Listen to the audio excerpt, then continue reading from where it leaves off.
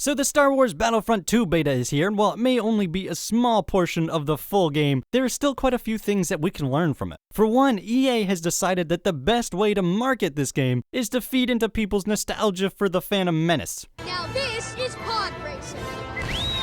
Ironically, the map is actually not that bad though, and watching the palace on Naboo get blown up is rather satisfying. It's too bad that's the only thing you can blow up though. Speaking of nostalgia, by the way, if you've ever seen the Clone Wars TV show, then you will get some serious flashbacks from the dialogue. Now the semis are landing armored MTTs loaded with battle droids. Listening to both the droids and the clones talk feels like it was pulled right out of the show, to a degree that's actually pretty cringeworthy. Huh, those disruptors really work. While I did enjoy the Clone Wars, the childish comments from the droids is really off-putting. They are essentially children who have been given guns and told to murder people. And I'm not sure how I feel about that. And as for the clones, by God, do I hate their terms for things. Clankers at the West Station!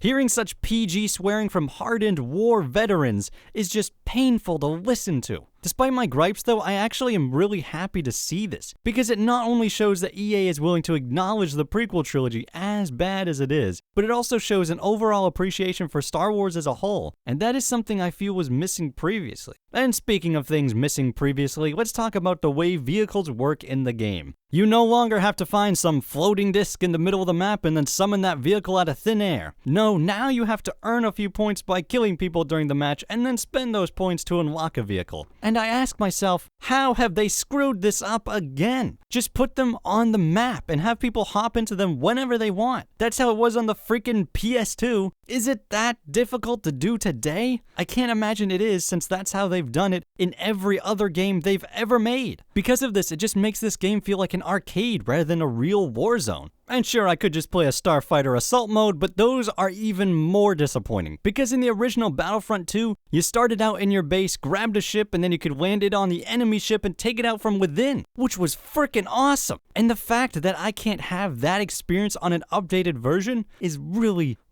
disappointing. And as for the way starships fly, well, it still feels kind of wonky. Maybe a bit better than it did in the previous Battlefront, but it's still not very good. And as for the way the first-person shooter stuff feels, as far as I can tell, it feels pretty much the exact same. Maybe it's a bit better, I'm not sure, because it's been a while since I played the last entry in the series, but I don't think it's any different. Actually, there is one difference, and it irritates the hell out of me. Being forced into third person when you pick one of the specialty classes is really jarring. Yeah, I get when you choose a hero you want to see how cool you are, but stop it. Playing a first-person shooter in third person is really annoying. And when you aren't even playing as a hero, just some slightly better class than the normal ones, why should it be in third person? It makes no sense. At least give me the option. But if you do want to play as a hero or a specialty class, well, they are now rewards for being good at the game. Which, by the way, I am not. So here's some footage of me playing as Darth Maul in the single-player arcade mode. It was boring. In fact, it was so boring that the whole time I was playing it, I was thinking how great that Darth Maul game that Redfly was working on would have been.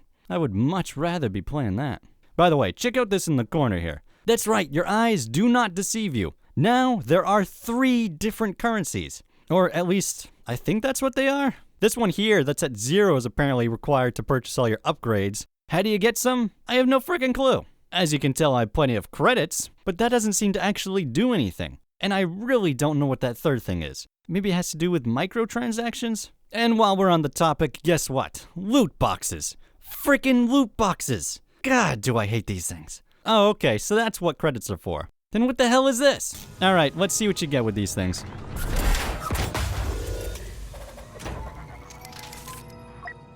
Huh. Is this gonna be the only way to unlock things in the game? I really hope not. Because that is stupid. Nothing is more annoying than taking a regular feature in a game and making it only accessible through random chance. Maybe I'm wrong. I really hope I am, but I don't think so. Oh, so that's how you get whatever that is. Except 20 isn't gonna get me anything. I'm starting to think that this game is gonna be even more of a grind than the last one. And it really sucked in the last one. I mean, you couldn't even get a decent player skin until you're almost completely leveled up.